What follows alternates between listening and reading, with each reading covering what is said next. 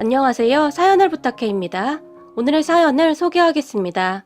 정말 평화롭던 우리 집은 몇 년 전 아주 초상집 분위기였는데요. 만나도 하필이면 그 몹쓸 인간 딸을 엄마가 고개를 절레절레 흔들며 말을 했는데 엄마는 한동안 같은 말만 되풀이했어요. 그리고 오빠도 충격이 채 가시지 않았는지 표정이 좋지 않았고요. 하지만 오빠는 내색하지 않으려고 많이 노력하는 모습이었어요. 우리 집은 아빠가 돌아가셨고 엄마, 오빠 그리고 저까지 세 식구예요. 우리 엄마는 홀로 우리 남매를 정성껏 키웠어요. 거기다 오빠는 공부까지 잘해서 우리 엄마의 자랑이었어요. 아빠가 세상을 떠나기 전까지 전업주부만 했던 엄마는 두 남매를 키우기 위해 가사 도우미를 시작했고 그곳에서 나름 전문가가 되어 있었어요.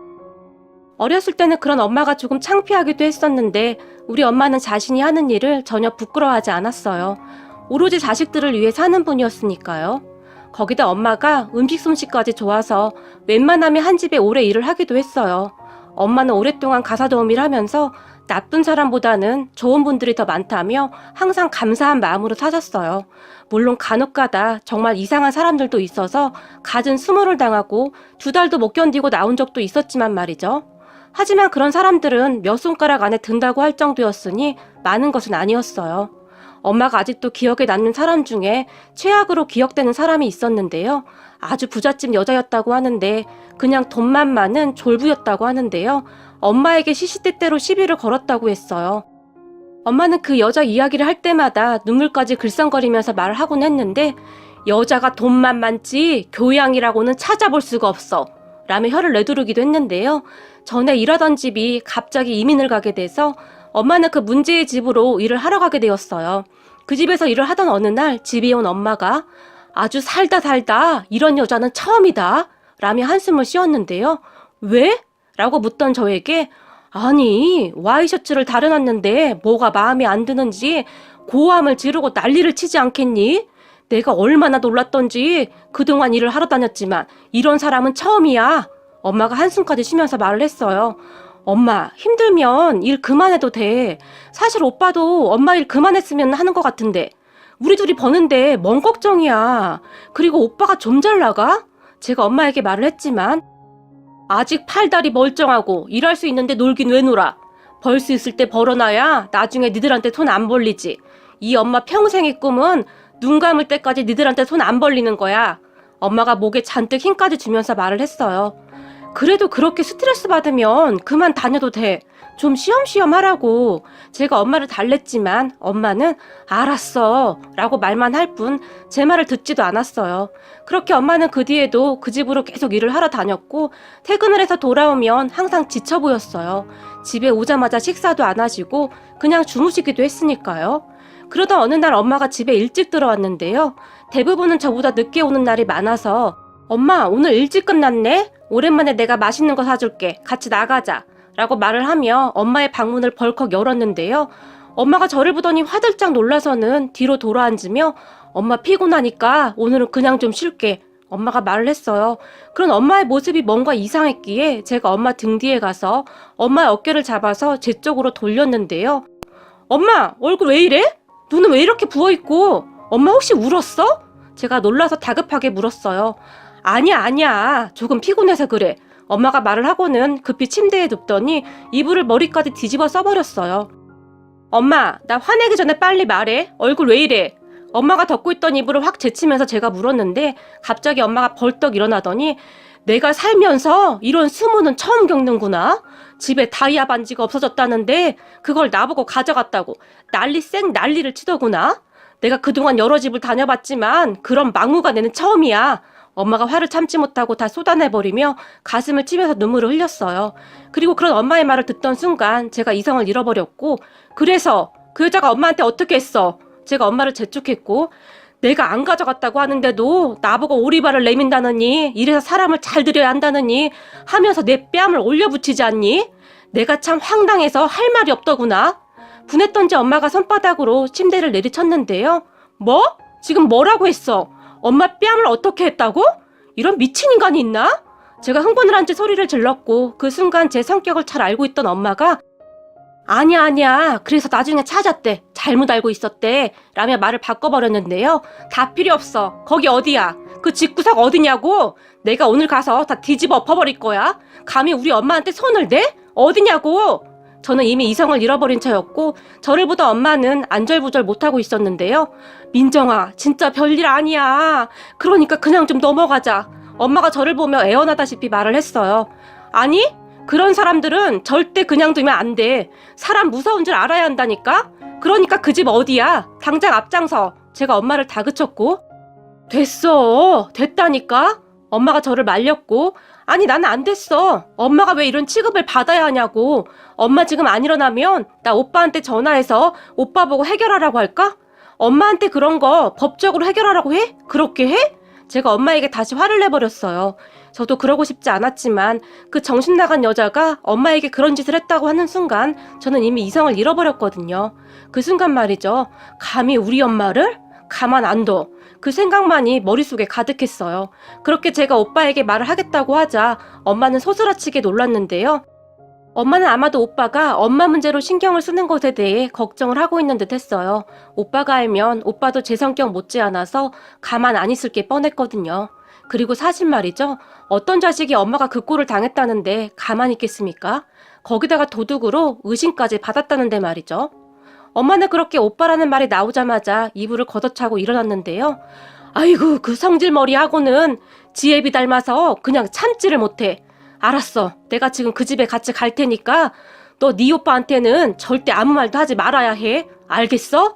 엄마는 저에게 약속까지 받아내고서야 자리를 털고 일어났는데요.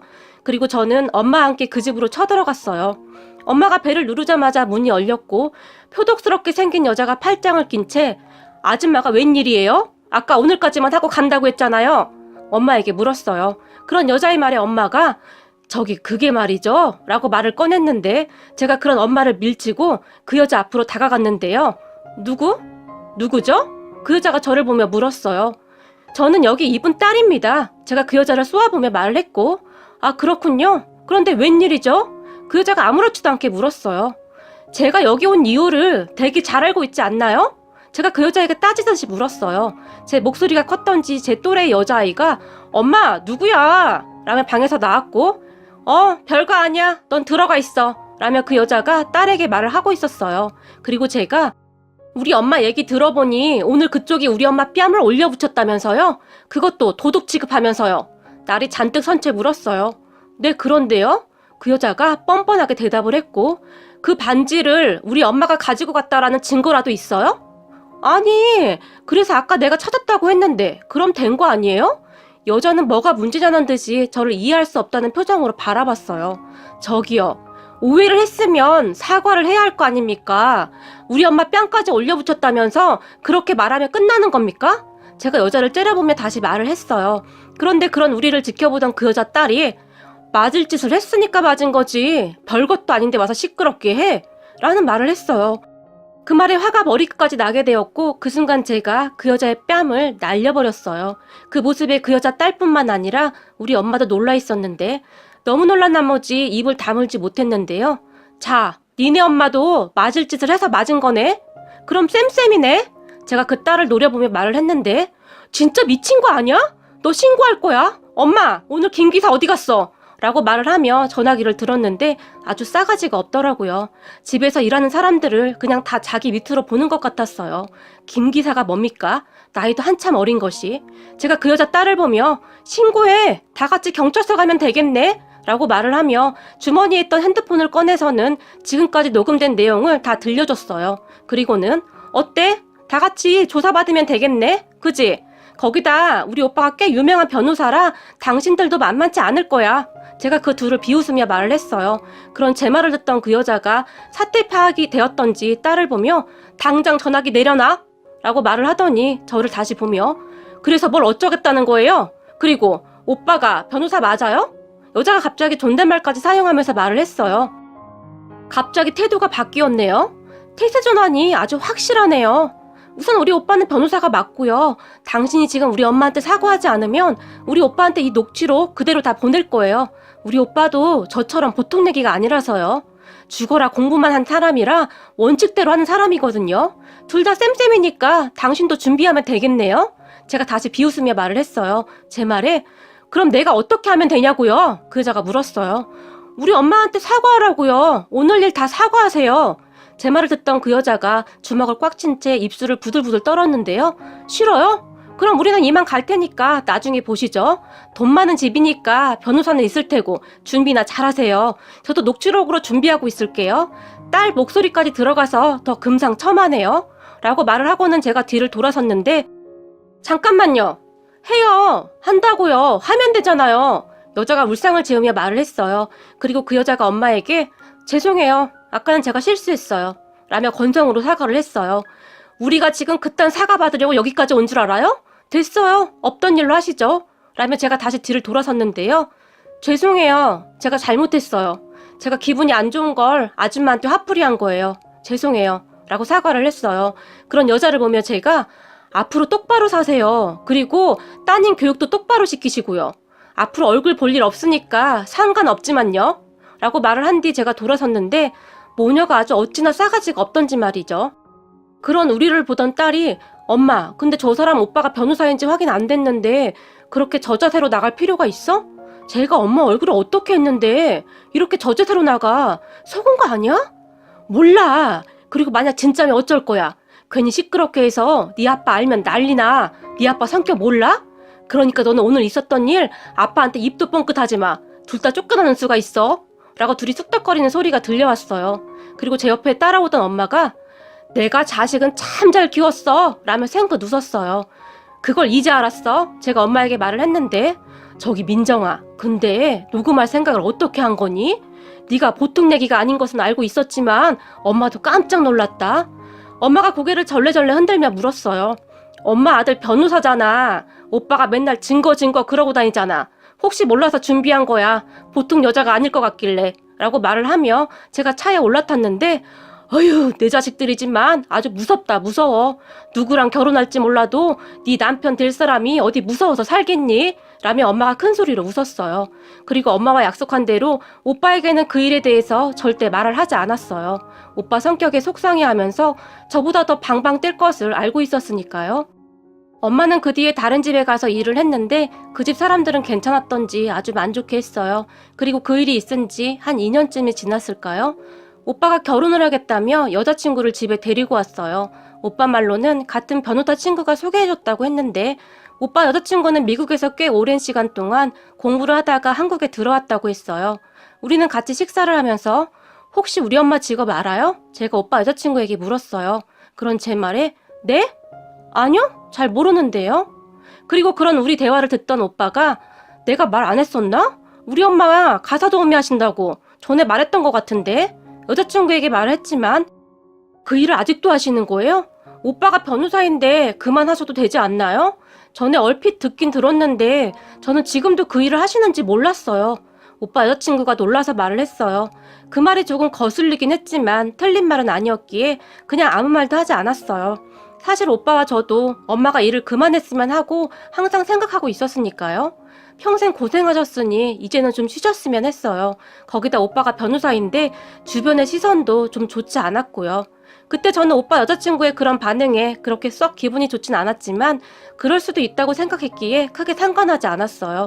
그리고 우리 집에 인사를 한 다음 얼마 후에 오빠 여자친구 집에도 인사를 하러 간 모양인데 여자친구의 집에 다녀온 오빠의 표정이 좋지 않았어요. 그런 오빠를 보며 왜? 뭐가 문제 있어? 오빠가 마음에 안 든대? 제가 걱정스레 물었는데요. 아니, 지혜 부모님은 나를 엄청 좋아하시는데 문제는 집이 너무 잘 살아. 오빠가 근심 가득한 목소리로 말을 했어요. 집이 잘 산다고? 얼마나? 엄청 많이. 난 지혜가 좀 잘 산다는 소리는 들었었는데 그 정도인 줄은 몰랐는데 엄청 잘 사는 집 딸이었어. 오빠가 한숨까지 쉬면서 말을 했어요. 다른 사람들은 부잣집 딸하고 결혼하려고 난린데 우리 오빠는 그게 싫은가 보네. 나는 사실 지혜가 잘 사는지는 알았는데 그 정도인 줄은 몰랐거든. 그래서 우리보다 조금 잘 살겠지 싶었는데 너무 차이가 나잖아? 이 정도는 나도 불편해서 싫어. 괜히 엄마랑 너 주눅 드는 것도 싫고. 내가? 걱정 마. 나는 절대 주눅 안 드니까. 그러니까 오빠 마음에 들면 그냥 결혼해. 사람만 보고 결정해. 그쪽 집에서는 마음에 들어 한다며. 하긴 우리 오빠가 어디 하나 빠지는 게 없지. 제가 오빠에게 말을 했고 오빠는 한동안 고민을 하는 것 같더니 결혼을 결심했고 얼마 후에 우리는 상견례를 했어요. 부자들이라 그런지 상견례 장소도 으리으리했는데요. 상견례 장소에 우리가 도착한 뒤 한 10분쯤 지났을까요? 오빠 여자친구 가족들이 들어왔어요. 그리고 인사를 하기 위해 우리가 다 일어났고 상대방에서도 우리에게 허리를 숙여 인사를 하는데 엄마가 고개를 들던 순간 갑자기 세상에나 라는 말을 하며 의자에 주저앉아 버렸어요. 그 모습에 오빠와 제가 엄마 왜 그래? 어디 아파? 라며 놀라서 물었는데 엄마는 그저 앞만 바라볼 뿐 아무 말도 하지 못했어요. 그런 엄마를 보며 제가 엄마가 바라보는 곳을 바라봤는데요. 오빠 여자친구 엄마가 왠지 모르게 낯이 익었어요. 그런데 그 옆에 여자친구 언니라는 사람을 보던 순간 딱 생각이 났어요. 2년 전에 우리 엄마를 도둑 취급하고 함부로 했던 그 모녀가 거기에 떡하니 서 있었어요. 그 여자도 순간 기억이 안 났다가 나중에 기억을 해낸 것인지 얼굴이 창백해졌는데요. 서로 당황을 할 수밖에 없었어요. 무슨 이런 일이 있는지 말이죠. 그렇게 서로 인사를 하고 식사가 나오기 시작했고 저는 이를 어찌해야 하나 고민만 하고 있었는데 엄마가 갑자기 벌떡 일어나서는 결혼은 일륜지 대사인데 우리가 서로 사돈으로 만날 사람들은 아니지 않나요? 라며 오빠 여자친구 엄마에게 말을 했어요. 그 말에 오빠 여자친구 엄마가 안절부절 못하고 있었어요. 아마도 남편이 전에 있었던 일을 알게 될까봐 그랬던 것은 아니었을까 추측해볼 뿐입니다. 이 결혼은 이쯤에서 없었던 걸로 하시죠? 라며 엄마가 나가버렸어요. 그런 엄마를 제가 급히 따라 나갔고 오빠는 그저 놀라서 어쩔 줄을 몰라 하고 있었어요. 그리고 잠시 후에 오빠가 죄송합니다 라고 인사를 하고 급히 따라 나오는 것 같았는데 앞서가는 엄마의 팔을 잡으며 엄마 도대체 이게 무슨 일이에요? 왜 그러는 거예요? 놀라서 물었고 제가 그런 오빠를 막아서며 우선 엄마는 먼저 보내고 나랑 얘기해 라고 말을 했어요. 그렇게 상견례는 엉망진창이 되었고 제가 오빠를 데리고 근처 커피숍에 가서 2년 전에 있었던 일에 대해 다 말해주었어요. 제 말을 다 들은 오빠는 많이 당황한 듯 했는데 그 말이 사실이야? 내가 갔을 때는 전혀 그런 분이 아니던데? 오빠가 놀라서 물었어요. 그리고는 오빠가 아니 그런데 우리 집 인사 왔을 때 엄마가 지혜를 왜 몰라봤어? 오빠가 물었고 계속 미국에 있었다며. 그리고 엄마는 그 집에 2달 정도밖에 안 있었고 그랬으니 둘째 딸은 못 봤던 거지. 나도 그때 큰딸만 봤으니까. 라고 제가 오빠에게 설명을 했어요. 그 말에 오빠가 많이 놀란 듯 했는데 너 혹시 나가 보였어요. 당연한 거 아니겠어요? 무슨 이런 우연이 있단 말입니까? 근데 내가 그날 그 집에서 봤던 지혜씨 엄마와 언니는 진짜 문제가 많아 보였어. 내가 그때 녹음한 거 혹시 몰라서 컴퓨터에 저장해놨었거든? 나중에 우리한테 해코지라도 할까봐 그거 한번 찾아보고 들려줄게. 아마 다 듣고 나면 오빠도 정남이가 떨어질걸? 제가 말을 했어요. 그러게 엄마가 그렇게 일어나서 나갈 정도면 어떤지 알 것 같다. 그런 오빠에게 오빠 결혼이라 내가 왈가왈부할 순 없는데 잘 생각해봐야 할 거야. 사람 본성이 그렇게 막 바뀌진 않는 거니까. 제 말에 오빠가 고개를 끄덕였고 그렇게 상견례뿐만 아니라 결혼식은 물 건너간 듯 했어요. 그리고 그 뒤 오빠 여자친구는 거의 맨날 찾아와서 우리 엄마에게 빌어댔어요. 어머님, 우리 엄마가 실수한 부분은 제가 다시 사과드릴게요. 저 한 번만 믿어주시면 안 될까요? 제가 엄마 때문에 이렇게 되는 건 너무 억울해요. 라고 말이죠. 하지만 엄마는 너희 집과 우리 집은 모든 것이 너무 다르구나. 설령 결혼을 한다고 해도 서로 힘이 들 거다. 너만 해도 보거라. 네가 그때 그랬잖니? 우리 아들이 변호사인데 뭐하러 가사 도우미를 하냐고? 너는 절대 이해를 못할 거야. 그러니까 이쯤에서 다 접는 게 좋을 것 같구나. 우리 아들은 이미 결정한 것 같은데 네가 이러면 서로 힘들지 않겠니? 단호하게 말을 했어요. 그 뒤에도 오빠 여자친구가 오빠에게 계속 매달렸지만 오빠는 냉정하리만큼 밀어냈어요. 그렇게 시간이 얼마나 지났을까요? 오빠 여자친구네 운전기사분이 우리 집에 찾아와서는 저기 사모님이 요 앞 커피숍에서 기다리고 있는데 잠깐 시간 좀 내달라고 하십니다. 잠깐이면 된다고요. 라고 말을 했다고 합니다. 저는 만날 생각이 없습니다. 엄마가 딱 잘라서 말을 했지만 저기 죄송한데 부탁 좀 드리면 안 될까요? 이대로 저만 돌아가면 제가 엄청 혼날 것 같은데 아주 잠깐이면 된다고 했습니다. 부탁드리겠습니다. 라며 부탁을 하더래요. 그 모습을 보며 엄마는 생각이 더욱 확실해졌다고 하는데요. 사람에게 함부로 하던 그 성격이 전혀 변하지 않았구나 하는 생각이 들더래요. 하긴 그 성격이 그렇게 쉽게 바뀌지는 않을 테지만 말이죠. 그렇게 엄마는 운전기사분이 딱해서 같이 따라가줬다고 하는데요. 그렇게 엄마가 운전기사와 함께 카페에 들어갔는데 그냥 한눈에 딱 보이더래요. 어찌나 치장을 하고 왔던지 순간 낯이 뜨거울 정도였다고 하는데 오빠 여자친구 엄마가 오빠 여자친구와 같이 앉아있더래요. 그리고 엄마가 자리에 앉자마자 오빠 여자친구 엄마가 애들 결혼 못 시킨다고 했다면서요? 라며 다짜고짜 물었고 상견례 때 이미 다 끝난 얘기 아닙니까? 엄마가 대답을 했는데 아들이 변호사식이나 되는데 도대체 왜 가사도우미를 해서 이 사단을 만들긴 이라며 여자친구 엄마가 혼자 중얼거렸다고 하는데요. 그래서 지금 저한테 무슨 말을 하고 싶은 겁니까? 오빠 여자친구 엄마의 말에 기분이 상할 대로 상했던 엄마가 물었다는데요.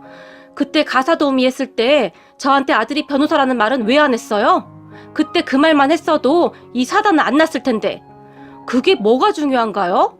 그럼 변호사 아들 뒀다고 하면 안 그랬다는 거네요? 엄마가 물었다는데요. 오빠 여자친구 엄마가 당연하죠. 변호사는 아무나 하나요? 라고 말을 했다네요. 그 말에 우리 엄마가 하도 어이가 없어서 저는 더 이상 그쪽이랑 할 말 없으니까 그만 일어나겠습니다.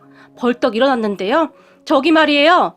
우리 남편이 집 한 채로 퉁치자고 하는데 그건 어때요? 오빠 여자친구 엄마가 순식간에 말을 해버렸대요. 그 순간 엄마가 놀라서 얼어붙어 버렸다는데요. 오빠 여자친구 엄마는 상관도 하지 않은 채 우리 지희한테 들으니 당신 아들이 간판만 변호사지 집도 다 쓰러져가는 집이라고 하던데 우리가 괜찮은 집 하나 사줄게요. 서울 한복판에. 가사도우미에서 평생 그런 집을 어떻게 삽니까? 아들이 아무리 변호사라고 해도 어림도 없는 거 아니겠습니까? 요즘 변호사들도 먹고 살기 힘들다던데. 그리고 우리 딸이랑 대개 아들이랑 결혼하고 우리는 얼굴 안 보고 사는 조건으로 괜찮지 않나요? 그쪽도 제가 불편할 것 같고 나도 불편하고 그러니까 이 정도면 괜찮은 조건이라고 생각하는데 라며 엄마를 빤히 바라봤는데 그 표정이 아주 의기양양하더래요. 마치 어때? 꽤 구미가 땡기는 조건이지? 그런 표정으로 말이죠. 그 순간 엄마가 이성을 잃었는데요. 앞에 있던 물잔을 들어서 그 여자 얼굴에 확 뿌려버렸대요. 어머! 뭐야! 그 여자가 벌떡 일어났고 당신 지금 뭐 하는 짓이야? 엄마에게 소리를 질렀다는데요. 내 말 잘 들어. 집이 아니라 빌딩을 사준다고 해봐라. 내가 우리 아들 그 집에 장가 보내나? 돈이면 단 줄 알아? 정신 차려 이 여편네야. 자식 키우는 부모가 자식 앞에서 아주 잘하는 짓이다. 그러니 자식이 뭘 배웠겠냐? 그에 미에 그 딸이겠지. 라고 말을 해버렸는데 당신 말 다 했어? 당신 가만 안 둘 거야. 그 여자가 흥분을 한 채 펄쩍펄쩍 뛰었다는데요. 그 여자의 말을 상관도 하지 않고는 엄마가 돌아섰는데 그럼 내가 어떻게 해주면 되는 거야? 우리 딸은 그쪽 아들이 아니면 안 된다고 하는데 어떻게 하면 되는 거냐고? 그 여자가 엄마의 뒤에 대고 소리를 친 모양입니다. 당신 둘이 지금 여기서 무릎 꿇고 빌어도 절대 어림없는 소리야.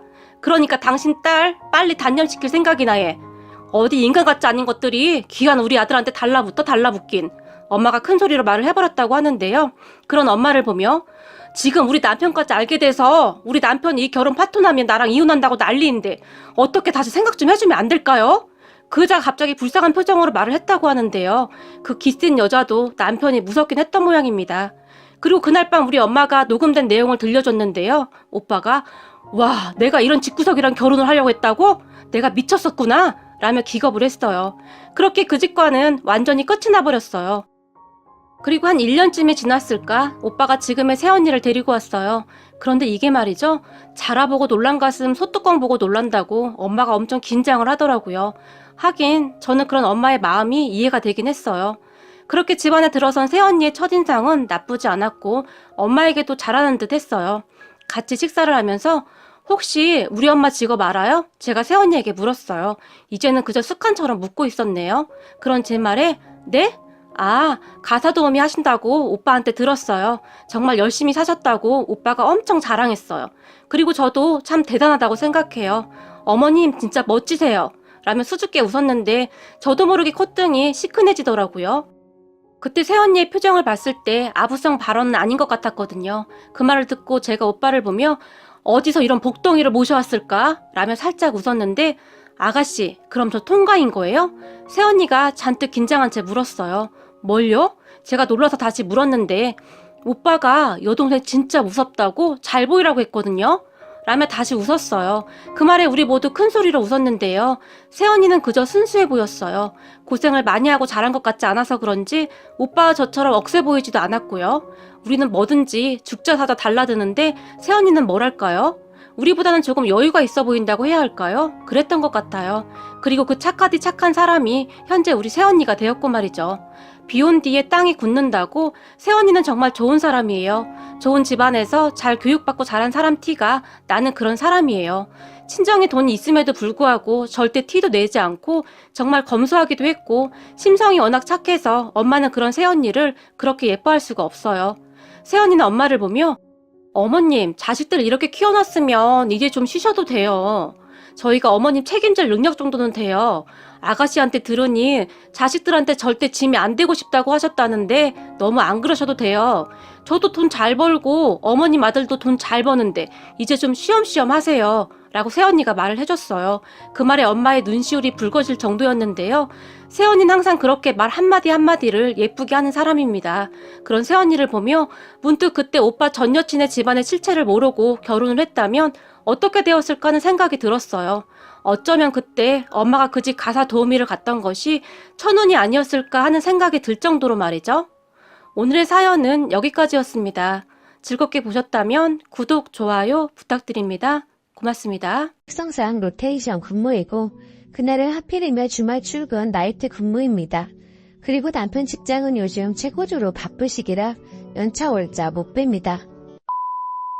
안녕하세요.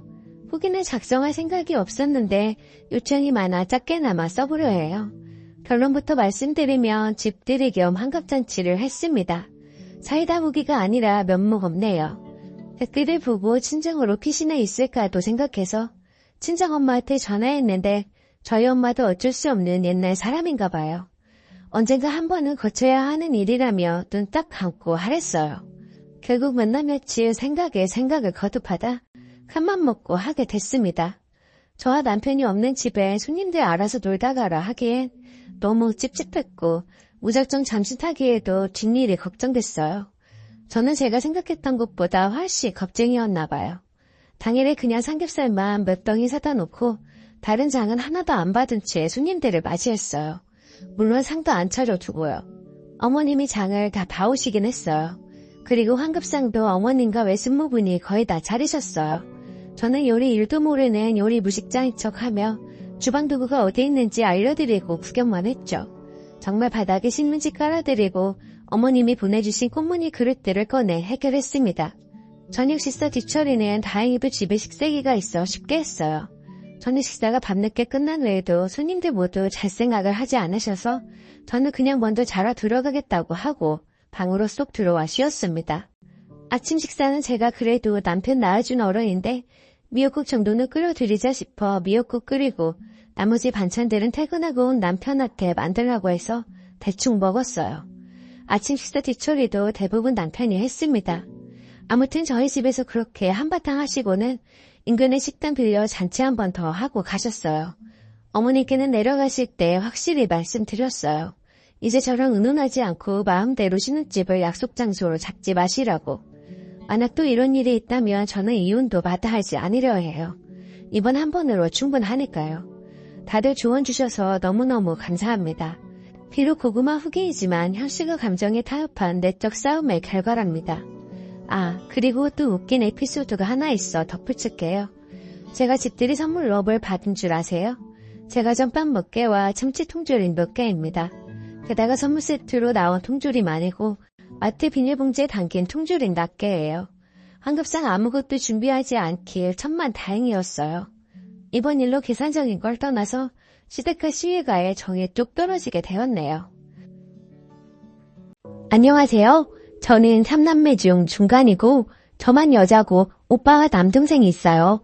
우선 저희 3남매 모두 40대 이상이고 막내 동생이 결혼한다고 여자를 데려왔던 시점에도 오빠와 전 결혼한 상태였습니다.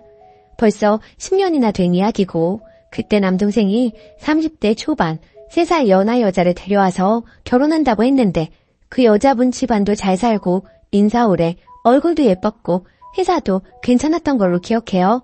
반면 저희 남동생은 중소기업 다니고 키 빼면 얼굴도 별로고 단지 결혼할 때 준다는 강남 변두리 아파트 하나 빼면 진짜 조건이 비루했다는 게 객관적인 사실이었어요. 아파트도 21평에 작고 오래된 아파트였어요.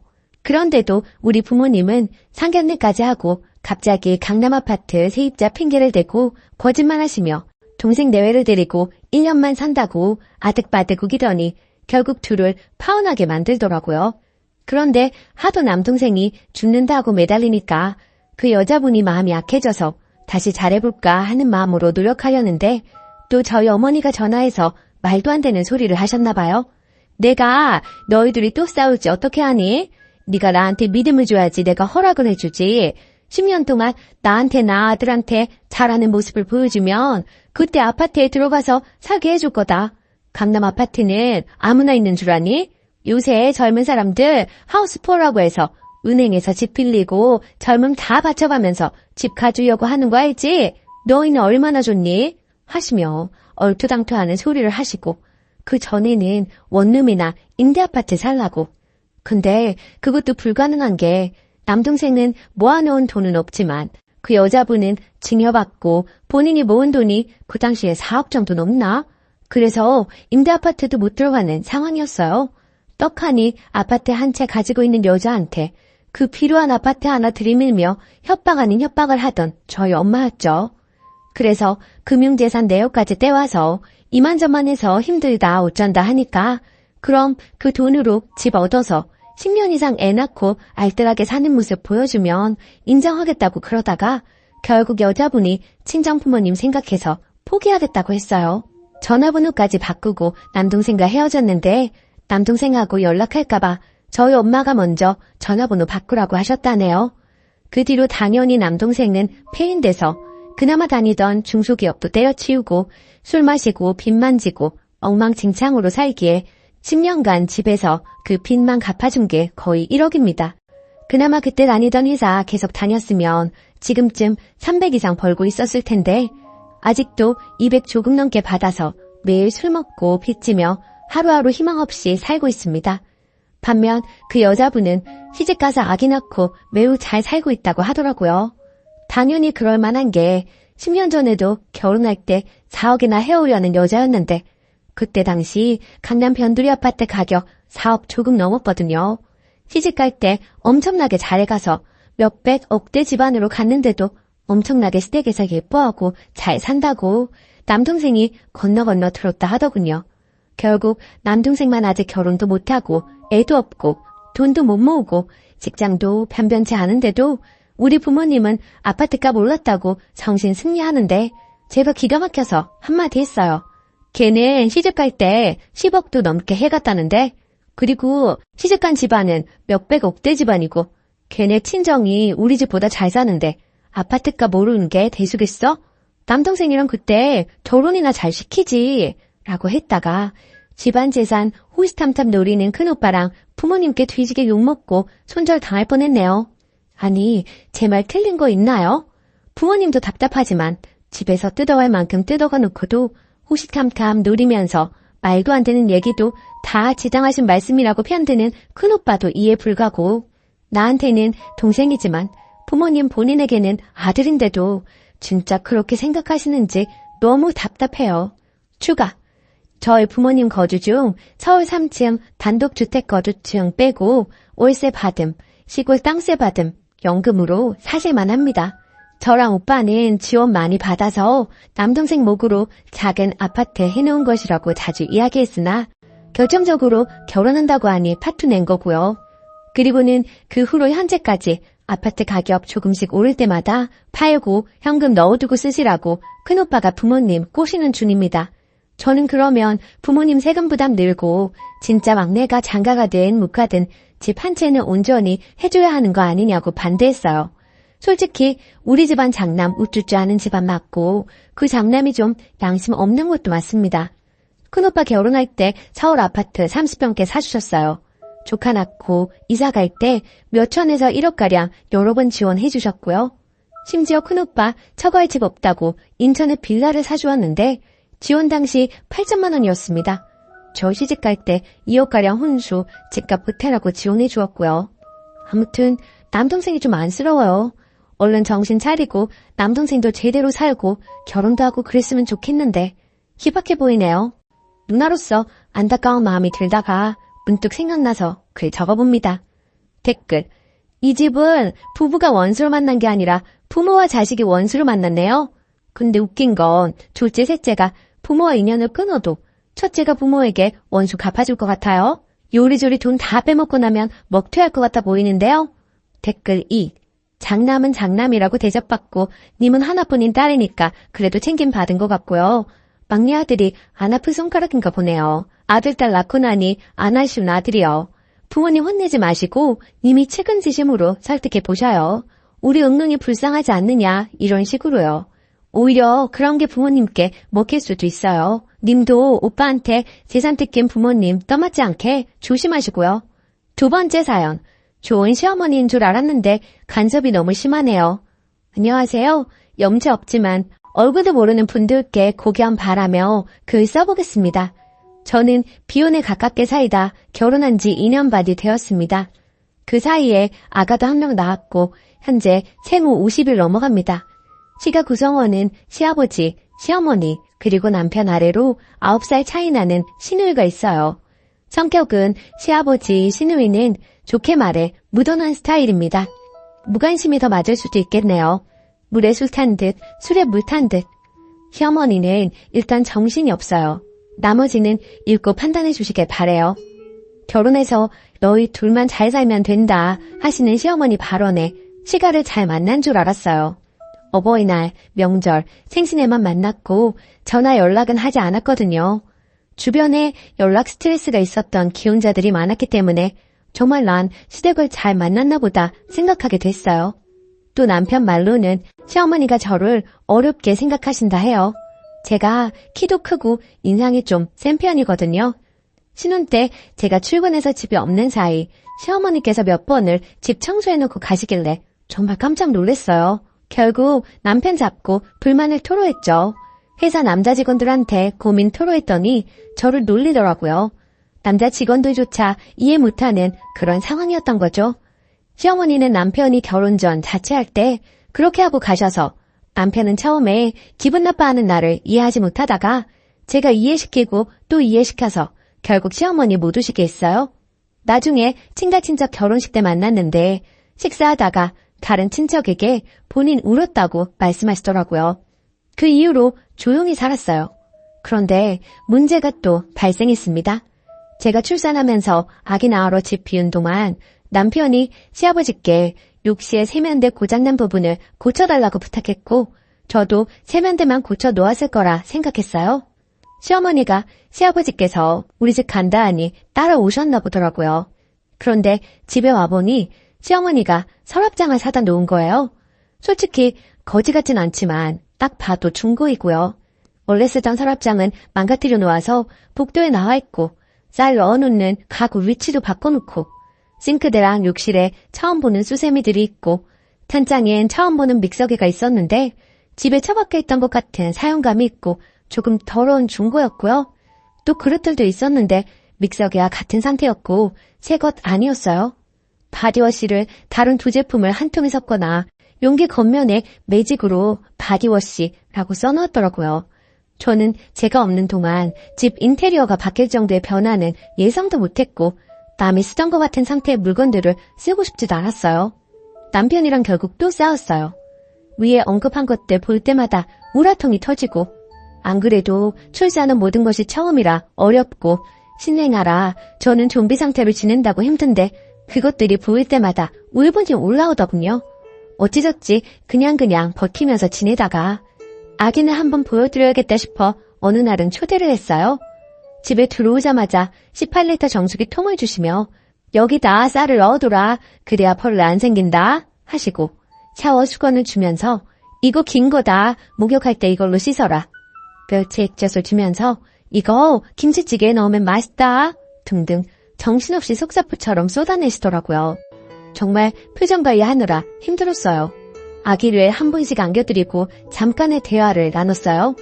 아기가 잠이 들고 방에 누이고 배달한 음식이 도착했고 먹으려는 찰나 아기가 깨서 울어서 제가 아기를 재우러 방에 들어갔어요.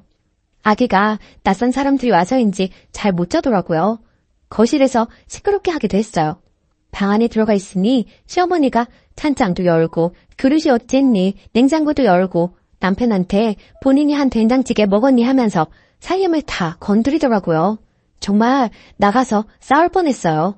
여하튼 참고 시가 식구들은 가고 남편이랑 또 싸우게 됐지요. 남편이 시어머니께 못 오게 한다고 전화 건다 하더라고요. 통화로 남편이랑 시어머니랑 엄청나게 싸웠어요. 내 앞에서는 좋은 사람인 척 하던 분이 걔가 그래? 장모한테 물어본다. 장모는 집에 오게 하면서 나는 왜 못 오게 해? 하시더군요. 저희 엄마가 아기 목욕시켜주시고 저 낮에 쉬게 하려고 오시거든요. 아무튼 매우 사나운 말투로 엄청나게 또 쏟아내더라고요. 수화기 너머로 들리는 그 소리 때문에 정이 완전히 사라졌어요. 그리고 어버이날에는 남편만 시가 갔다 왔어요. 아기도 있고 제가 아기 보느라 허리가 나가서 잘 못 걸었거든요. 남편이 가서 얘기했는데 시어머니가 본인이 잘못했다, 미안하다고 했다던데 솔직히 저는 그 말 들어도 안 괜찮아요. 남편이랑 시어머니 통화 사건 이후로 시어머니 생각만 하면 숨이 가빠지고 이게 공황장애인가 싶게 되어버렸어요. 제가 어떻게 해야 하죠? 곧 아기 100일인데 저는 친정집에서 친정 식구들만 100일상 차려서 축하하고 싶은데 남편이 서운해할 것 같아서 밖에서 100일상 차려서 시가 식구들도 초대해야 하나 싶기도 한데 또 시어머니 볼 생각에 가슴이 갑갑해집니다. 추가 댓글 잘 읽어보았습니다.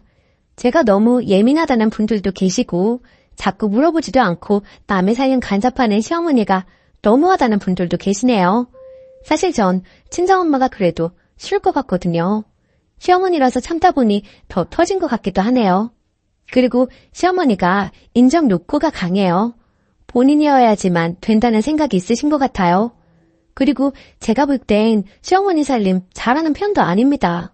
그리고 원래 시어머니가 남편이랑 싸운 다음에도 이해를 못 하셨어요. 본인 여동생이랑 친한 친구가 아들이 있어서 둘 다 시어머니 위치인데 공교롭게 그 두 집안에서 아기를 봐달라 했나 보더라고요. 그래서 당연히 본인도 그렇게 되겠거니 했나 봐요. 근데 그 둘은 정상이니 며느리가 부탁도 한 것 같아요. 시어머니가 이번 일 일어나고 그 두 분한테 물어봤고 그 두 분이 우리 집 가지 말라고 그랬대요. 그리고 시아버지를 왜 물건 고치는데 부르냐 하시는 분들이 계셨는데 시아버지가 손기술이 좋으시거든요. 그래서 가볍게 부탁했나 봅니다. 허를 찌르는 지적이었네요. 앞으로는 전문가 이용하겠습니다. 저는 저희 부모님 욕 먹을까 봐서 가장 걱정이라 아직 가만히 있는 중이거든요. 솔직히 시어머니가 저 싫어해도 상관은 없어요. 어차피 노력하든 안 하든 저 좋아할 사람은 좋아하고 싫어할 사람은 싫어하니까. 다른 사람이 나에 대해 갖는 호감, 비호감에 관해 관심 없고요. 하지만 중간에서 남편이 많이 힘들 테니 정말 최소한의 도리는 해야겠다라고 생각의 정리는 맞췄네요. 댓글 읽고 남편 잡지 말고 잘해줘야겠다 싶었어요. 남편은 제 편이어야 하니까요. 100일은 시댁 식구들하고 밖에서 소소하게 밥 먹어야겠습니다. 깨달음 주셔서 감사해요. 댓글 1. 아들이 좀 막내 스타일인가 봐요. 아빠한테 고쳐달라는 건 좀. 그리고 시어머니 살림 마음대로 들여놓는 거 소름이네요. 자기 집이라고 생각하는 건가?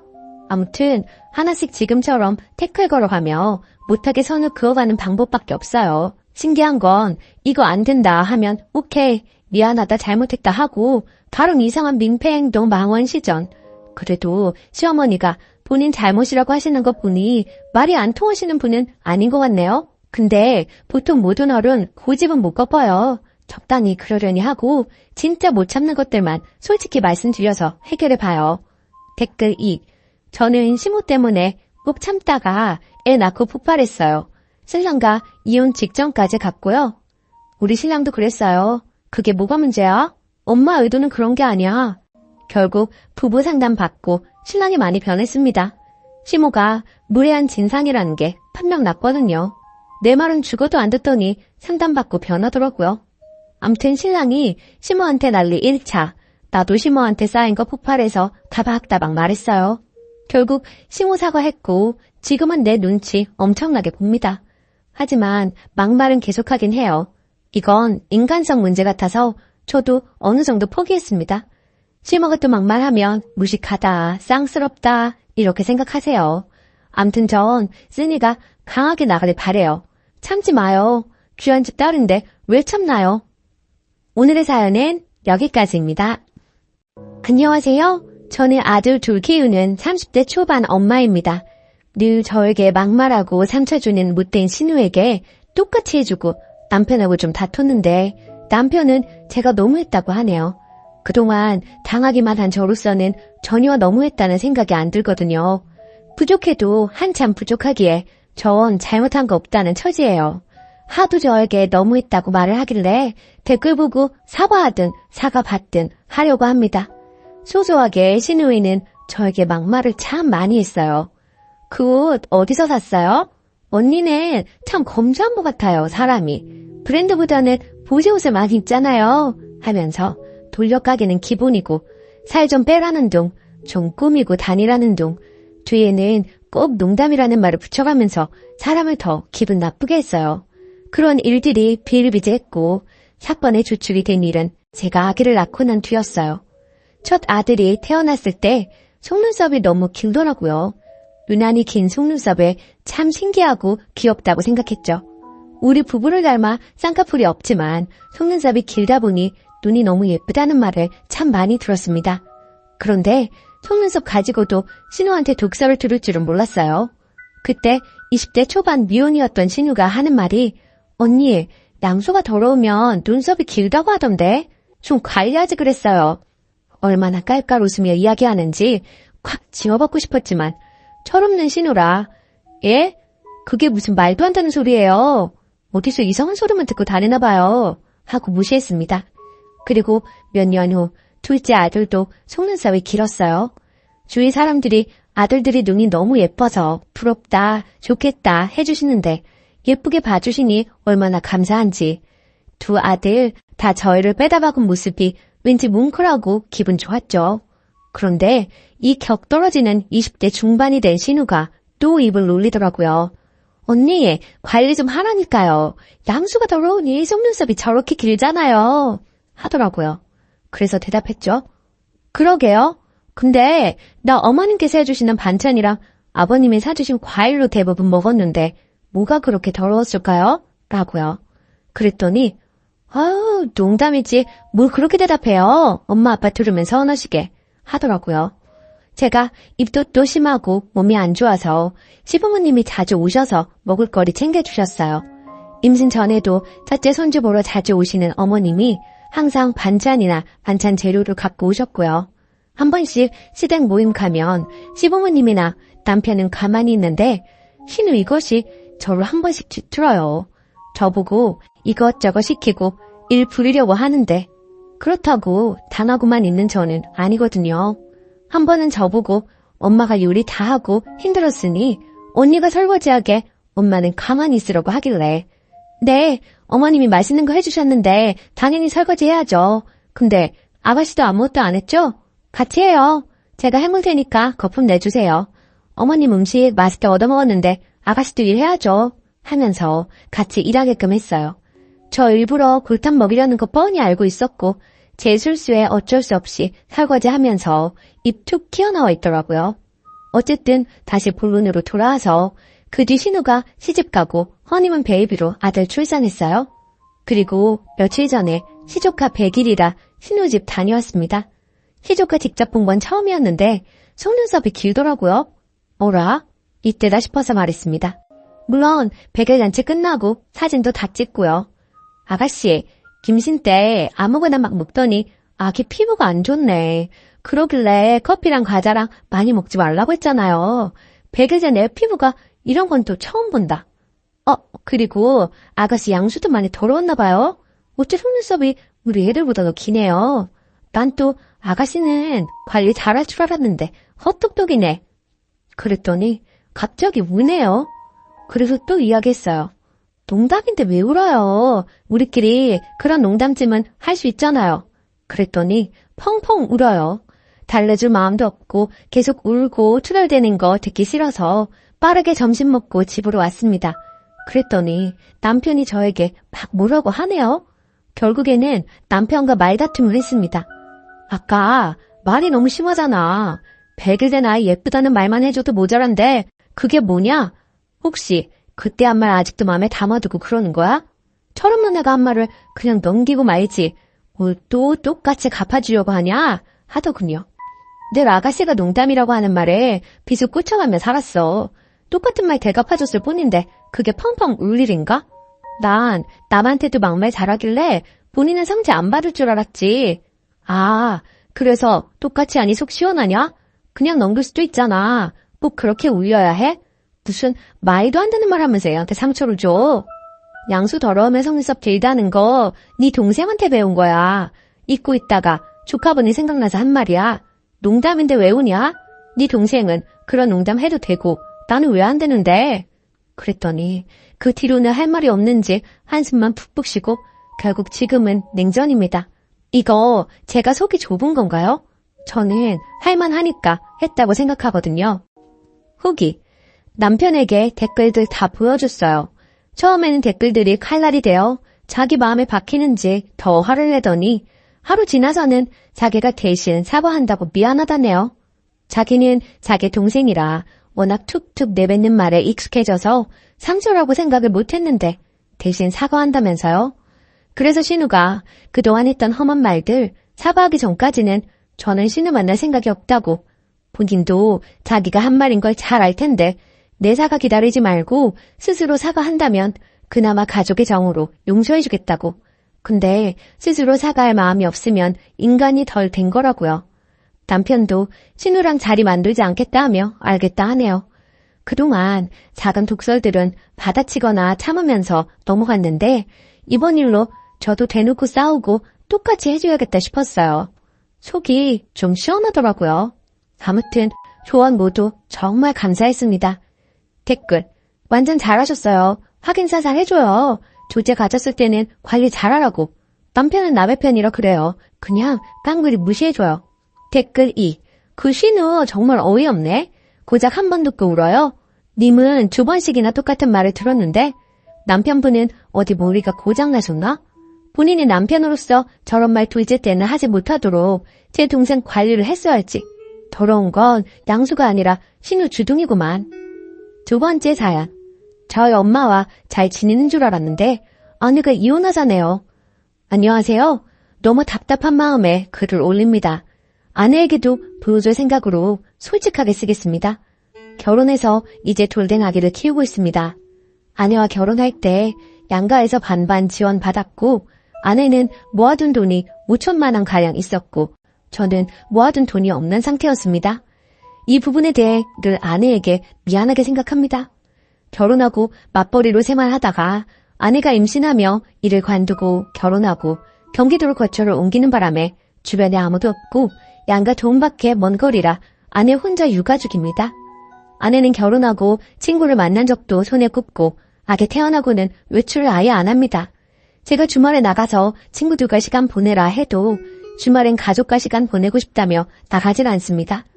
본인을 위한 건 아무것도 사질 않고 항상 제 것과 아기 것만 사길래 옷 좀 사자고 밖에 데리고 나가도 눈요기만 하고 돌아옵니다. 출산 선물로 명품 가방 사준다 골라보라 해도 그런 건 나중에 여유 있을 때 사도 늦지 않다고 이야기합니다. 결혼 전 화려하고 꾸미는 거 좋아하고 친구도 정말 많은 사람이었는데 결혼 출산으로 모든 것이 바뀌었는데도 힘든 내색 없이 매일 행복하다는 사람이기에 저도 너무 행복했고 문제가 없을 줄 알았습니다. 이런 아내가 아주 고마워 정말 잘했고 잘하려고 노력했습니다. 출산했을 때 비싼 곳은 싫다는 아내에게 제발 이번만 내 말 따라달라며 비싼 산후조리원을 잡았고 아기 태어나고는 친구 만난 적 한 번도 없습니다. 아내도 그런 제게 늘 고맙다고 했습니다. 그런데 이번 주 월요일 퇴근하고 돌아왔는데 분위기가 심상치 않았고 아내가 할 이야기가 있다고 하더니 이혼을 하고 싶다고 하더군요. 저는 갑자기 그게 무슨 소리냐 물었고 아내는 전날 일요일 제 가족과 식사했던 상황을 이야기하며 더 못 참겠다고 얘기했습니다. 결혼하고 아내는 저희 부모님의 막말로 힘들어했습니다. 저는 평생을 그런 집에서 자라왔기에 크게 신경 쓰지 못했던 게 있습니다. 몇 번 나설까도 생각했지만 제가 나섰다가 괜히 분위기가 더 안 좋아질까봐 그냥 넘겼던 적이 몇 번 있었습니다. 저는 결혼 전부터 가족과 그리 가깝지도 않았고 원래부터 서로 막말하고 어투가 다정하지 못합니다. 대화도 전화도 하고 살았던 적이 없습니다. 그런데 결혼하고 아내가 자꾸 집에 전화하라고 하고 제가 안 하면 아내가 전화하고 명절 생신 때 식사 약속도 잡길래 아내가 우리 집 문화를 멋지게 넘기는구나 했었습니다. 처음 아내가 힘들다고 얘기했던 게 아내가 만삭 때 가족 식사를 한 날이었습니다. 그날도 저희 부모님께서 아내에게 좀 모욕적인 말을 하셨고 저는 분위기가 안 좋아질까봐 그냥 가만히 있었던 것 같습니다. 아내가 그날 여태는 그냥 넘겼지만 아기 앞에서는 이런 모습 보이고 싶지 않다며 날 야라고 부르시는 것과 명령체를 쓰시며 비하하는 말, 모욕적인 말을 하시는 걸 못하게 막아달라고 했습니다. 솔직히 여태 그냥 넘겨놓고 이러는 게 저는 이해가 안 가기도 했습니다.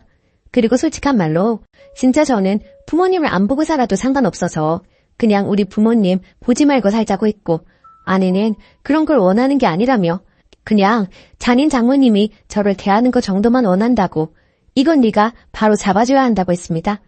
그날 이후로 몇 번의 가족 식사가 있었고 부모님께서 거스르는 말씀은 몇 번 하셨지만 심하지 않아 그냥 넘어갔던 걸로 기억합니다. 아내도 별말 없길래 괜찮은 줄 알았는데 갑자기 이혼하자 하니 전 너무 벙찝니다. 여태 저희 부모님들께서 하셨던 행동들과 말들을 날짜별로 모두 정리해서 적어둔 걸 보여주며 여태 본인은 이만큼 참았고 아기를 위해서도 더 그만 참고 싶다고 합니다. 일요일 가족 식사 때 아버지께서 담배를 피우고 아기를 만지고 뽀뽀하셨다는 걸 아내가 나중에 알게 됐고 아내가 아버님 담배 피우고 아기를 만지고 뽀뽀하신 거야? 물었을 때 제가 응, 손 씻고 내가 봤어 라고 했을 때 아무 말 없길래 그냥 넘어가는 줄 알았습니다. 그런데 자기는 그날 마음이 식었다고 합니다. 제가 아무리 울고불고 매달려도 제가 울면 안아주고 같이 울던 사람이 표정 하나 없이 당장 이혼이 힘들면 별거하며 생각할 시간을 갖자고 합니다. 솔직히 전 부모님이랑 영 끊어도 상관없습니다. 결혼 전에 저는 정말 불행했어요. 결혼하고 이제야 행복해졌는데 제가 왜 우리 부모님 때문에 이런 일을 겪어야 하는지 정말 너무 아내를 붙잡고 싶습니다. 제발 아내를 잡는 방법을 알려주세요. 후기. 여러분들의 조언을 통해 그동안 제가 얼마나 잘못했는지 궁극적인 문제는 저에게 있다는 것을 절실히 깨달았습니다. 아내는 단호한 성격으로 한번 마음먹으면 잘 변하지 않기에 결국 저희는 별거를 했었습니다. 2개월가량 하게 되었고 그동안 아내에게 매일같이 편지 쓰고 마음을 돌리려고 노력했어요. 그리고 아내에게 앞으로는 절대로 이런 일이 없을 것, 이혼을 제외한 모든 걸 아내가 원하는 대로 할 테니 한 번의 기회를 더 달라고 했습니다. 그래서 결국엔 다시 합치게 되었고 시댁과 만남 횟수와 시간을 줄여서 최소한 교류를 하기로 했고 혹시나 또 부모님이 잘못된 언행을 하시면 적극적으로 제가 해결하기로 했습니다. 정말 이혼을 했으면 어쩔 뻔했나 너무 아찔하고 무서웠네요. 한 번의 기회를 더 얻었으니 이제부터는 더 아내의 말에 귀 기울이겠습니다. 정말 감사합니다. 댓글. 부모 앞에서 아무 말도 못할 수는 있는데 그게 반복되는 순간 아내를 어떻게든 부모와 떼어놓았어야 해요. 직접적으로 개입해서 아내를 도와줬어야죠. 그런 모습도 안 보이는데 어떻게 평생을 같이 살 수가 있나요? 댓글 2.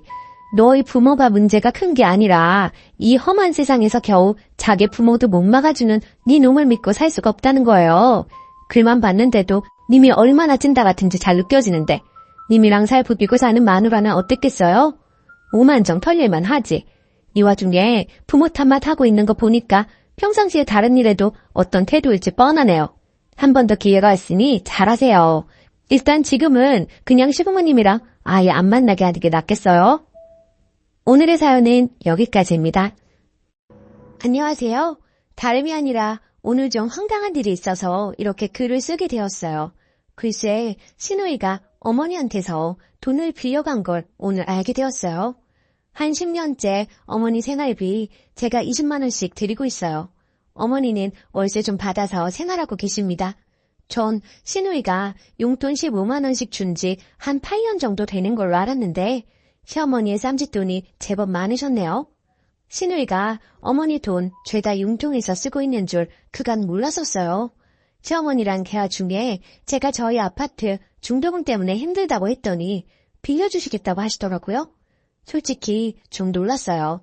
그리고 어떻게 저희 중도금은 저희 능력으로 해결할 수 있기 때문에 거절은 했는데요. 신우이가 어머니 돈 야금야금 가져가고 있었으면서 시침이 딱 되고 언제나 기계 등등했던 거 생각하니까 너무 얄밉네요. 저희 신우는 저에 대한 배려는 하나도 없는 사람이거든요. 친정에 와도 손 하나 까딱하지 않고요. 그렇다고 일하는 며느리에게 미안하거나 걱정해주는 그런 거 하나도 없습니다. 여왕처럼 그렇게 바쁘죠. 말도 함부로 하고 너무 거만한 게 기가 찹니다. 그리고 어머님은 자꾸 제 앞에서 집을 아들 명의로 돌려야 하는데 라고 하세요. 막상 저는 크게 그런 부분에 관심도 없는데 자꾸만 저렇게 말씀만 하시니 이제는 저 부리려고 하시는 술집처럼 느껴집니다. 집으로 유세하시는 게 신혼 때부터 지금껏 20년이 되려고 해요. 그리고 솔직히 집 전세금 빼면 1억도 안 되고요. 신우이 가져간 돈이 어렴풋이 8천에서 9천 정도 되는 것 같아요. 그럼 신우이 한 차 다 가지고 있고 어머니 갑자기 돌아가시면 방법은 없죠. 그저 시어머니는 집을 아들 명의로 바꿔야 하는데 말로만 하시고 유세만 하시네요. 신우이는 돈 욕심도 많고 아주 독하고 모진 성격이에요. 늘 돈 굴릴 생각만 하고 돈 거립니다. 그러니 무슨 일이 생겼을 때 돈 내놓을 사람이 아닙니다. 아무래도 어머니가 신우이 가머니설에 농락당하시는 것 같아요. 원래부터 손아래 신우이 너무 거만해서 늘 불편했는데 아마 돈 문제 불거지면 한치 양보도 없을 것이 불보듯 뻔합니다. 저는 맏며느리라고 불임당하고 구박받고 이혼만 당하고 산 것 같아서 어이없어요. 신우이 나중에 지가 마지노릇도 불사하겠다고 하면 말릴 이유도 없지만 노릇 같은 거 할 위인도 못 되고요. 저희 남편은 신우이가 저리 설치는데도 불구하고 제 말에는 귀도 안 기울이네요. 한마디 하고 싶은데 어떻게 해야 할지 고민입니다. 추가, 많은 관심 감사드립니다. 참고로 말씀드리면 위에도 언급했듯이 시어머니한테 중도금 안 빌립니다. 힘들긴 하지만 해결할 수 있어요. 그리고 신우이가 돈 가져간 거 좀 눈치가 엿보여 중도금은 그냥 흐인 말이었는데 어머니가 반응하신 거죠. 딸이 돈 빌려가도 친정에는 안 갚아도 된다는 건 도둑년 신부 아닐까요? 신우이는 그러고도 남을 것 같아서 더 열이받아요. 그간 신우이한테 상처받고 쌓였던 게 더 큰 것 같습니다. 그렇지 않았다면 이렇게까지 열이받지는 않았을 것 같아요.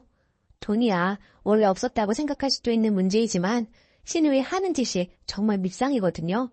지 오빠한테는 너무 여우같이 예쁘게 보이려고 합니다. 하지만 저는 물론이고 저희 아이들한테는 쌀쌀 맞고 냉정합니다. 너무 여우 같은 신우이 앞에서 속절없이 당하는 제가 너무 바보같이 느껴지고 황당해서 하소연해봤어요. 집에 들어가니 시어머니는 신우이 사진 닦고 계시고 자기 딸은 너무 아까워 부엌 근처에는 얼씬도 못하게 하시는 분이 돈까지 다 빌려주셨다고 하니 속상하더라고요. 팔이 안으로 굽는 건 맞는데 남의 자식 대하듯 며느리를 이렇듯 소외시키고 자기들 좋은 대로만 행동하는 시어머니랑 신우이가 얄미워요. 늘 부엌부터 들어가는 며느리에게 말 한마디 따뜻하게 할 줄 모르는 신우이.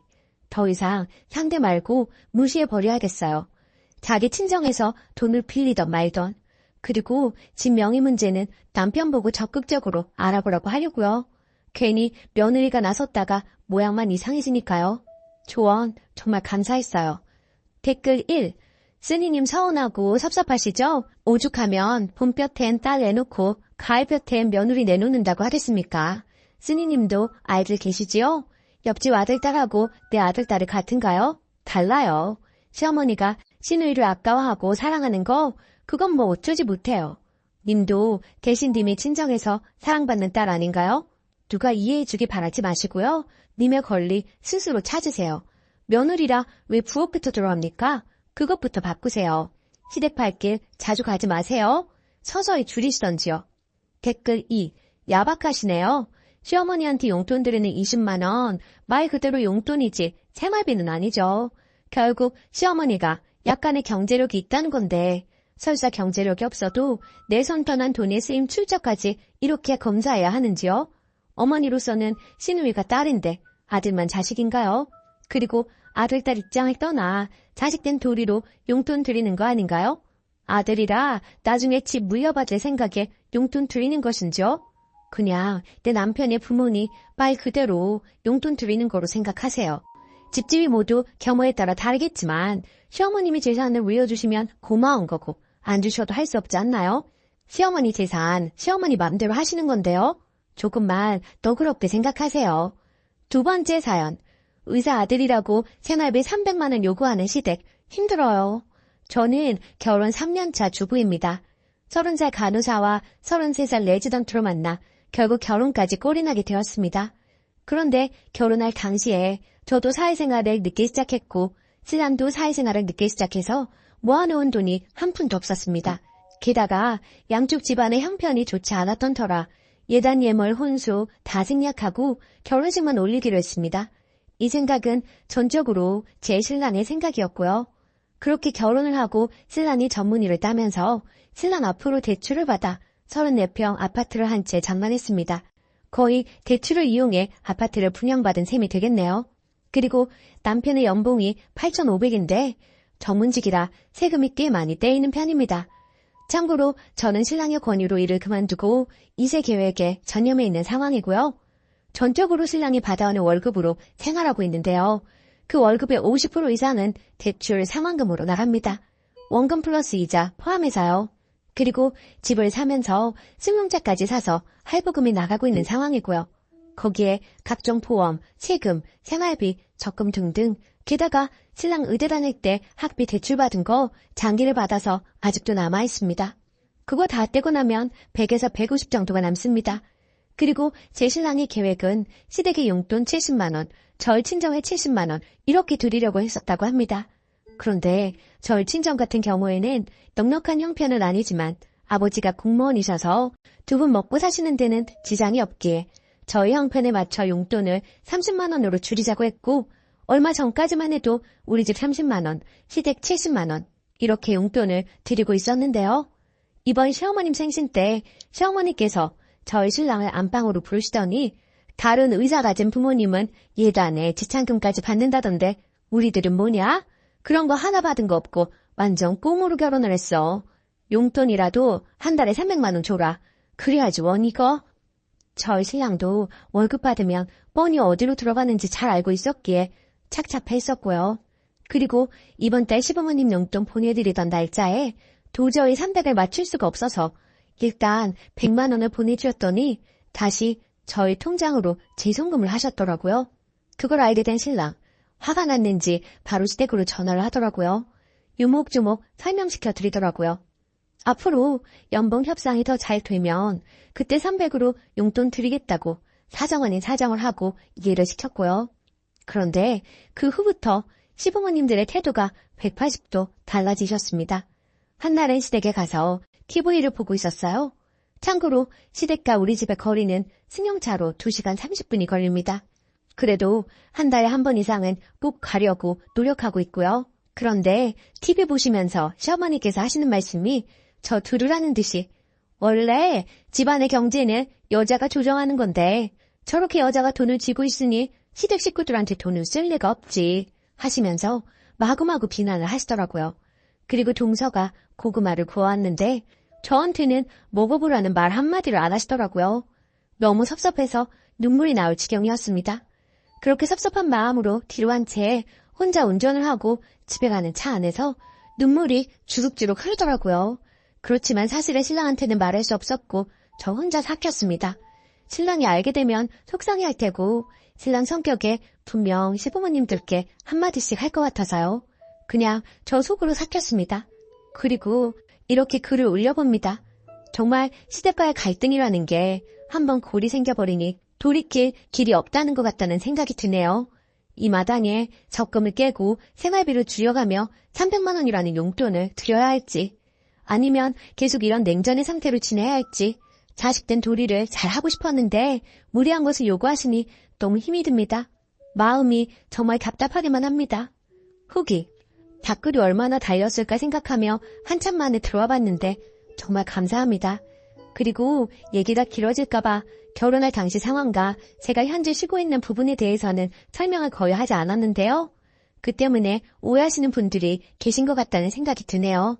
우선 제가 결혼할 당시에 혼주와 예단 그리고 신랑 측에서 해주기로 한 예물 다 생략했다고 말을 드렸었는데요.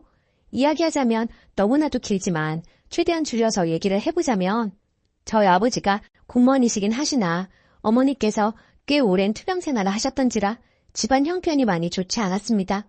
물론 지금은 완쾌되셨고 형편도 어느 정도 자리를 잡은 상황이고요. 하지만 그때 당시 저는 아무것도 가진 것도 없는 데가 무슨 결혼이겠느나 싶어 일단 결혼은 포기하고 살고 있었습니다. 그러던 중에 지금의 신랑을 알게 된 것이고요. 그때 당시 제 신랑 끊임없이 저에게 다가왔고 제 마음 잡으려고 고생 많이 했던 사람입니다. 그럼에도 그런 신랑의 마음 저는 받아줄 수 없었고요. 저의 못난 현실 때문에요. 그런데 그런 사정을 다 알게 된 신랑이 저를 다 이해해주고 감싸주더라고요. 그렇게 그 사람의 진심이 통했고 결혼에 꼴이 나게 된 것입니다. 그렇게 처음부터 저의 사정을 알고 있었던 신랑은 결혼하기 전부터 혼수, 예단, 지참금, 예물까지 다 생략하자고 했었고요. 그 부분에서 굉장히 주관이 뚜렷했습니다. 반면에 저는 그래도 기본적인 것은 빚을 내서라도 해가야 한다는 주의였던지라 쉽사리 받아들이기 쉽지가 않았지만 신랑이 시부모님들께 허락까지 받은 상황이었고 시부모님들 또한 그렇게 하자며 의견을 내주셔서 저희는 정말 감사하던 마음으로 따라가게 된 것이었고요. 물론 그게 시부모님들의 진심이 아니라는 것은 나중에 알게 되었지만 말입니다. 그리고 제가 일을 하지 않고 있는 부분은 얼마 전 아이를 가지기 위해 산부인과에 가서 검진을 해보니 모든 게 정상이긴 하지만 육체적, 정신적인 스트레스는 아기를 갖는 데 있어서 나쁜 영향을 미칠 거라고 하더라고요. 게다가 제 나이도 있고 간호사라는 직업이 3교대에 육체적으로 아주 힘든 직업이라 더는 일은 하면 안 되겠다는 신랑의 판단하에 그만두게 되었던 것입니다. 그리고 전부터 신랑은 제가 일을 그만두고 자신이 내조를 해주길 원했던 이유도 있었고요. 물론 이 일 또한 저희 시댁에서는 탐탁지 않게 여기고 있습니다. 그거라는 신랑 답답했는지 매번 시부모님들과 싫은 소리 할 때도 많았고요. 그렇지만 매번 제 편에 서서 제 얘기를 들어주는 신랑이 있어서 그나마 숨통은 좀 트입니다. 하지만 시부모님께 인정까지는 아니더라도 적어도 미운털 박힌 며느리는 되고 싶지 않은 게 제 마음인데 너무나도 가슴 아프고 속상하고요. 그리고 결국에는 시댁에서 있었던 일 신랑한테 털어놓았어요. 신랑도 하다 안 되겠는지 시댁에 단판을 치겠다고 하더라고요. 300은 사실 말도 안 되고 그렇다고 적금 깨고 하는 건 모두들 듣고 반대하시기도 하고 적금 깨고 그 돈 다 쓰면 그 뒤에 계속 300을 드릴 수도 없는 현실이니까요. 모든 게 너무 무리된다 싶은데 저렇게 화만 내시니 시댁하고 사이가 틀어지더라도 결판을 내자는 것이 신랑 입장이자 절 결론이네요. 마음이 모질어야 하는데 가슴이 아픈 건 사실이에요. 시부모님 공경하면서 잘 살고 싶었는데 뜻대로 되지 않네요. 모든 조언 감사합니다. 답글 써주신 분들께 감사드립니다. 댓글: 남편분에게 말하는 게 좋을 것 같아요. 혼자 삭히면 그게 병이 됩니다. 저도 한 달에 생리 벌어오는 돈 160 가지고 생활을 하는데요. 이래저래 시댁에서 돈이 없네, 뭐가 필요하네, 이래서 들던 적금마저 깨서 해드리려고 하니까 이제 자연스레 그런 얘기를 하십니다. 한 번 했던 행동이 이제 버릇이 되어서 저희는 땅 파면 돈 나오는 기계인 줄만 아세요. 그러니까 절대 적금 같은 거 깨지 마세요. 저처럼 후회하시지 마시고요. 얼마 되지 않은 적금이었지만 깨고 나니까 적금 다시 넣기가 힘들어지더라고요. 님 글을 읽고 울컥했습니다. 약간 저와 비슷한 처지이신 것 같아서요. 님 힘내시고요. 남편분과 이야기를 해보세요. 자식들이 부모 돈 벌어다주는 기계는 아니잖아요. 또 아예 생활비 같은 거 안 드리는 것도 아니고 친정보다 더 드리고 있는데 왜 그렇게 욕심이 많으신지 모르겠네요. 동서한테는 이렇게 바라시지도 않으시죠? 전 시부모님이 형님한테 안 바라시거든요. 그 등살에 저만 죽어나고요. 유산기에 조산기에 있다고 해도 저만 죽어라 부려먹고 돈과 필요한 물건 있음 저한테만 연락하더이다. 저처럼 이렇게 살지 마세요. 댓글 2. 죄다 무개념 아닌가요?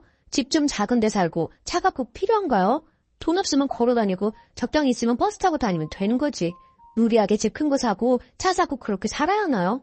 작은 평수에 대중교통 이용했으면 홀락했구만. 그리고 우리 부모님은 내가 돈 드려도 도로 주시면서 항상 하는 말이 돈 줄 생각 말고 돈 빌리거나 오지 말라고 그러시면서 돈 가져오지 말라고 하던데 그 시댁은 진짜 개념이 없네요. 오늘의 사연은 여기까지입니다. 안녕하세요. 속상한 일들 좀 시원하게 이야기하고 싶어서 이곳까지 오게 되었네요. 저는 시어머니가 한 말 때문에 가끔 속상해서 잠을 못 자는 며느리입니다. 저는 현재 30대 후반으로 올해 초 기다리던 임신을 하게 되었어요. 주위에서 임신은 하늘이 내린 선물이라며 힘들게 아이가 생긴 친구들이 있었지만 사실 그게 제 일이 될 줄은 몰랐죠. 매번 병원 다니고 주사 맞고 하는 게 정말 쉬운 일이 아니더라고요. 몸과 마음이 고되고 지쳐갈 무렵 생긴 아기라 더 소중하고 기뻤습니다. 그런데 임신 26주부터 계속 피가 비쳐 병원에서 움직이지도 말고 집에만 있으라는 말을 듣게 되었고 정말 집 밖에는 나가지도 않고 누워있는 생활이 지속되었습니다. 결국 나중에 고위험 산모실에 2주 동안 입원해 자궁수축 억제제를 맞고 버텼으나 약물 부작용과 조기 진통으로 33주 되는 날 응급제왕으로 출산하게 되었어요. 뭐든 자연스러운 게 좋은 것인지 그래도 출산하는 것보다는 수술이 쉬울 거라고 생각했는데 공포 그 자체였어요. 수술 깨고 나서도 제가 계속 헛소리하면서 눈물만 흘렸다고 하더라고요. 하지만 제 건강보다 중요한 건 아기였습니다. 아기는 출산 직후 인큐베이터에 들어가게 되었고 많은 걱정 속에 약 한 달간 인큐에 있다가 태어나게 되었어요. 한편 시어머니는 올해 초 유방암 초기 판정을 받은 상태셨어요. 바로 선항암 수술을 받았으며 아기를 출산할 때쯤에는 방사선 치료를 받고 있는 중이었습니다. 그런데 문제는 출산 후 시어머니의 잦은 전화와 통화 내용으로 제가 엄청나게 스트레스를 받게 된 것입니다. 응급 제왕한 다음 날 저에게 수고했다는 말도 없이 아기의 상황을 물어보시더니 아기가 엄마 목소리 갑자기 못 들어서 무서워할 것 같다. 매일 네가 가서 목소리라도 들려줘야 하는 거 아니니? 하시더라고요. 신생아 중환자실에서 아기 면회 안 된다는 거를 여러 번 설명해도 이해를 못했어요. 그리고 아기가 집에 오고 나서는 거의 2달간 2, 3일에 한 번씩 전화했는데 주로 가족 단톡방에 보낸 아기 사진을 보고 요즘 육아 방식에 맞지 않는 이상한 지적들을 계속해서 하셨어요. 정말 사진 보내기 싫을 정도로요. 이를테면 아기 사진 보내면 뜬금없이 아기 양말 신겨라, 발 시렵다, 애 감기 걸려. 또 애가 젖병을 들고 있으면 분유 먹이지 마라, 엄마 모유를 먹여야 건강한 거야. 안 그래도 일찍 나온 애 네가 관리를 잘해야 하는 거다 하시기도 하고 백태를 거지에 요구르트를 묻혀서 닦아봐라 등등 얘기하셨어요. 그런 말들을 아기를 키워본 선배로서 하실 수 있는 말이라고 100번 이해해도 그 뒤에 시어머니 본인의 하루 일상 이야기, 음식 잔소리 등을 최소 30분, 최대 1시간 통화로 얘기하시니 너무 지치더라고요. 저는 당시 아기가 신생아라 3시간에 한 번 수유하고 모유랑 분유 혼합 수유하던 시기라 진짜 3시간에 한 번씩 쪽잠 자서 너무 힘들었거든요. 진짜 울고 싶은 상황이 여러 번 있었는데 그래도 시어머니가 투병 중이라 마음을 상하게 하고 싶지 않았고 조산을 경험하지 못하고 신생아 육아에 대한 기억이 오래돼서 가물가물하신가 보다라고 생각하고 이해하기로 했어요. 조산 과정과 제 심정, 육아가 녹록지 않은 상황을 디테일하게 2-3번 설명하면서 이해시키려고 노력했습니다. 근데 어느 날 아기의 병원 정기검진 날에 전화가 와서 통화하는데 시어머니가 아니 아기가 왜 이렇게 자주 병원에 가냐? 하시고 물으시더라고요. 그래서 제가 큰일이 있는 건 아니고요. 아기가 일찍 세상에 나와서 잘 성장하고 있는지 확인하는 건데 다행히 이슈 없이 크고 있으니 걱정하지 마세요. 라고 했더니 웃으면서 네가 아기 내보낸 건 아니고? 라고 얘기하시는 겁니다. 순간 잘못 들은 건가? 했는데 다시 웃으면서 아기는 엄마 뱃속이 좋아서 더 있고 싶었는데 네가 내보낸 거 아니니? 라고 얘기하셨어요. 그 뒤로 마음이 너무 상하고 슬프기도 하고 화나기도 하고 전화 끊고 나서 남편에게 이 이야기를 했고 남편도 너무 충격받고 미안해 하더군요. 그 뒤로 저는 정신건강을 위해 시어머니랑 거리를 둬야겠다고 생각하고 부재중 답 전화도 안 하고 가족 단톡방을 보지 않았습니다. 그랬더니 시어머니가 남편에게 제가 왜 그러냐고 물었고 화가 난 남편이 한 소리를 했더니 시어머니와 아휴 걔가 그렇게 말하디? 나는 그냥 며느리한테 농담한 건데 걔가 좀 예민한 것 같다. 뭐 내가 악의적으로 그런 말을 했겠어? 농담으로 한 거지 하셨다네요. 시어머니의 뻔뻔한 반응에 남편이 더 화가 나서 엄마 며느리가 예민한 게 아니고 어머니가 농담으로 할 수 없는 얘기를 한 거예요. 안 그래도 우리가 아기 일찍 낳았을 때 얼마나 마음이 아팠는데. 그리고 며느리는 몸도 마음도 얼마나 힘들었다고요. 그런 말 농담이라고 하시면 안 되죠.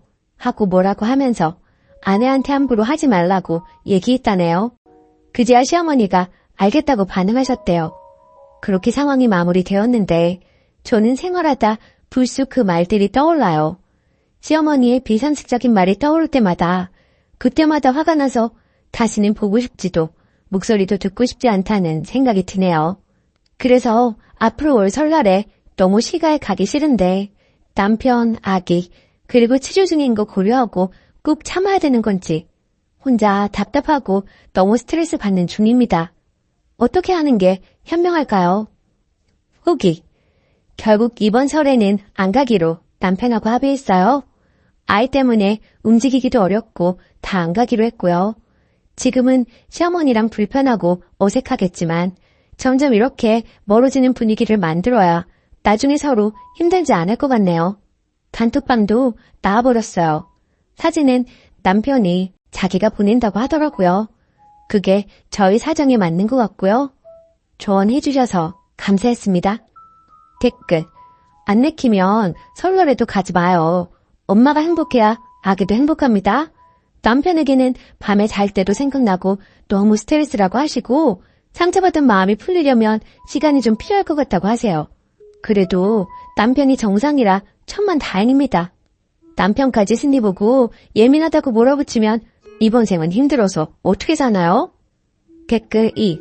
농담 아닙니다. 지 귀한 손자 달수 못 채우고 내놨다고 화풀이하는 거예요. 자기 딴에는 직접 화 안 냈으니 자기 정도면 좋은 사람이라고 생각하고 있을지도 모르겠네요. 연락하지 마시고 손주도 보여주실 필요 없습니다. 남 마음 아픈 줄 모르는 사람하고 깊게 연관되면 고달픕니다. 두 번째 사연. 친조카와 사촌조카는 당연히 다르다고 생각하는 제가 인정머리 없는 건가요? 안녕하세요. 29살 여자입니다.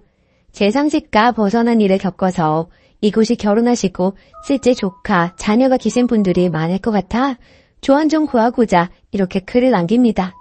제목 그대로 사촌조카와 친조카는 당연히 다르지 않나요? 사촌언니는 외동이고 사촌조카는 올해 7살, 4살, 친언니의 딸은 올해 3살입니다.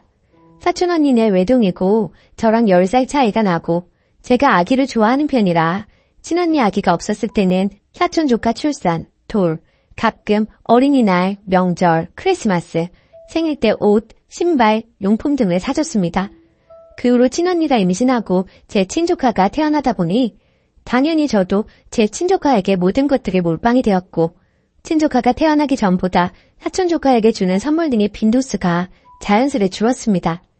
운 좋게 좋은 직장에 다녀서 또래보다 좋은 연봉 받고 복지 좋은 회사 다니고 있어 조카에게 사주는 선물이 개수도 가격도 조금은 높고 시간도 많이 보내고 있습니다. 자랑은 아니고 사전 설명차 말씀드리는 겁니다. 그리고 제가 일주일 전에 영국으로 출장을 다녀왔는데 버버리 유아 제품이 한국보다 저렴해서 내년에 입을 트렌치코트, 치마 등을 조카 크리스마스 선물 기념으로 사왔습니다. 어제 부모님, 언니 부부랑 저녁 먹기로 해서 본집에 갔더니 사촌언니 부부, 이모가 저녁 약속 전에 시간이 남아 오랜만에 들렀다고 집에 있었어요. 엄마나 언니도 제가 버버리나 다른 장난감 가져올지를 모르고 따로 연락을 안 해줬기에 제가 쇼핑백이랑 장난감을 양손에 들고 나타나니 뭐야? 라고 해서 친조카 선물이다 하고 출장 간 김에 샀다 하면서 작은 방에 넣어놨고 그 자리에서 보여주고 예쁘지? 뭐 이러면 좀 그렇고 재수없을 것 같아서 이모네 식구들 있을 때는 열어보지도 않았습니다. 근데 사촌언니가 내 거랑 우리 애들 건 없어? 이러길래 이건 나도 비싸서 못 입어 하면서 장난질에 넘겼는데 저만 장난이고 사촌언니는 장난이 아니었나 봐요. 오늘 카톡으로 아무리 사촌 조카랑 친조카 다르다고 해도 돈도 잘 버는데 버버리가 아니라도 우리 애들도 크리스마스인데 장난감 하나라도 사줄 수 있는 거 아니야? 만약 준비 못했으면 기분 좋게 용돈이라도 조금 한 번 줄 수 있는 거 아니야? 라고 메시지가 왔더라고요. 저로서는 어이가 없어서요. 퍼부으려다가 엄마랑 이모 사이 생각해서 언니랑 이모 애들 있는지 몰랐다. 그리고 버버리는 나도 영국 간 김에 산 거고 사실 그동안 내가 언니네 애들 사촌 조카 치고는 돌, 생일 등등 챙길 만큼 챙겼고 우리 언니도 뭘 해주면 고맙다고 하지 당연하게 바라지 않아. 이랬더니 돈 잘 벌고 좋은 직장에 능력도 있는 줄 알았더니 이런 것도 사촌이라고 제거했던 거니? 어쩌고 하길래 저도 못 참고 언니는 나한테 뭘 해줬길래 당당하게 바라는 거야? 내가 공부하고 시험 보고 회사 좋은 곳 간 거 내가 내 능력으로 간 거지. 언니가 나한테 축하한다는 그 말 제외하고 나한테 뭐 해준 거 있어? 내가 열심히 해서 얻은 결과에 대해 왜 모임 칭찬하려고 하는데. 그리고 나 땡땡이한테 지금 해주는 거 진영부한테 받은 고마움 갚는 거다. 나 시험 합격하고 취업했을 때 고생했다며 가방 사주고 생일 때 뭐 사주고 했는데 내가 받은 게 있으니까 갚는 거지. 그냥 무조건적으로 봉사하고 퍼주는 게 아니야.